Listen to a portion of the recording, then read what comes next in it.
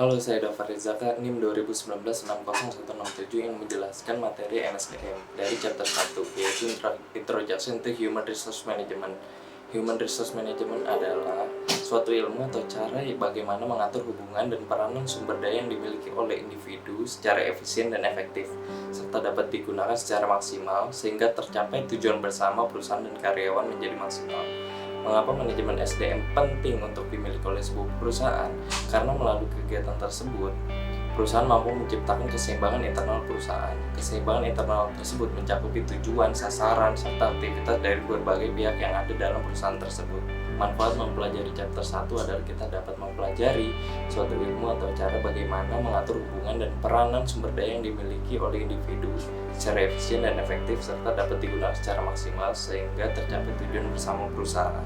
Selanjutnya yaitu chapter 3, Human Resource Management, Strategi and Analysis. Strategi dan analisis manajemen sumber daya manusia. Semua manajer harus konsisten dengan tujuan yang diturunkan dari rencana strategis perusahaan secara keseluruhan. Untuk mencapai tujuan tersebut pasti diperlukan strategi. Nah, berikut adalah 7 langkah proses perencanaan strategi. Yang pertama, berdiri di bidang apakah bisnis yang akan kita buat. Yang kedua, mengevaluasi kekuatan, kelemahan, peluang, dan ancaman internal dan eksternal perusahaan. Yang ketiga, merumuskan arah bisnis yang baru. Yang keempat, memutuskan tujuan strategis. Yang kelima, memilih strategi atau tindakan tertentu. Yang keenam, melangkah atau melakukannya atau melaksanakannya. Dan ketujuh adalah mengevaluasi rencana strategis. Manfaat mempelajari chapter ini adalah melalui perencanaan strategi SDM yang matang dan analisis yang tepat. Efektivitas kerja juga dapat lebih meningkat jika SDM yang ada telah sesuai dengan kebutuhan perusahaan. Selanjutnya yaitu chapter 4, Job Analysis and the Talent Management Process, yaitu analisis pekerjaan dan proses manajemen bakat. Manajemen bakat adalah proses perencanaan yang holistik, terintegrasi, dan berorientasi pada tujuan pemilihan perekrutan, pengembangan, pengelolaan, dan kompensasi karyawan. Analisis pekerjaan adalah prosedur yang digunakan untuk menentukan tugas, posisi departemen, dan karakteristik orang yang akan dipekerjakan untuk mereka.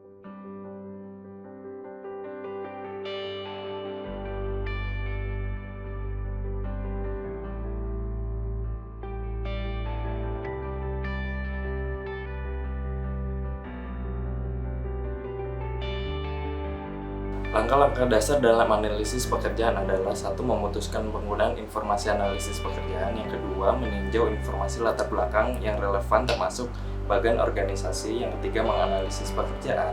Yang keempat, memverifikasi informasi. Dan yang kelima, mengembangkan deskripsi pekerjaan dan spesifikasi pekerjaan.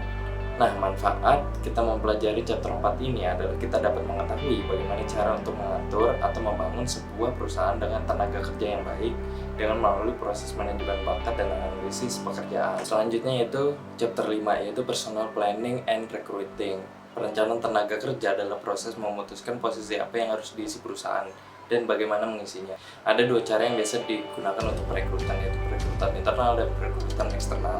Perusahaan dapat menemukan kandidat internal seringkali menggunakan posting pekerjaan untuk mengisi posisi tingkat atas dengan cara mempromosikan karyawannya. Dan perusahaan juga menggunakan berbagai sumber kandidat dari luar saat merekrut pelamar. Ini termasuk perekrutan melalui internet, media sosial, agen periklanan seperti LinkedIn atau Jobstreet, perekrutan dari kampus-kampus atau universitas, dan walk-in interview. Nah, manfaat dari pembelajaran chapter 5 ini kita dapat mengetahui proses merencanakan dan mengkoordinir perekrutan sumber daya manusia yang bertujuan untuk mencapai suatu tujuan perusahaan. Dan yang terakhir adalah chapter 6, Employee Testing and Selection, pengujian dan seleksi karyawan. Pengujian dan seleksi karyawan dapat diberikan melalui kertas dan pensil, dari komputer atau online. Kita membahas beberapa jenis tes utama. Tes kemampuan kognitif mengukur hal-hal seperti kemampuan penalaran dan termasuk tes kecerdasan, dan tes kemampuan kognitif tertentu seperti pemahaman mekanis. Ada juga tes manfaat dari pembelajaran chapter 6 ini adalah kita dapat mengetahui seperti apa kriteria sumber daya manusia yang baik untuk suatu perusahaan.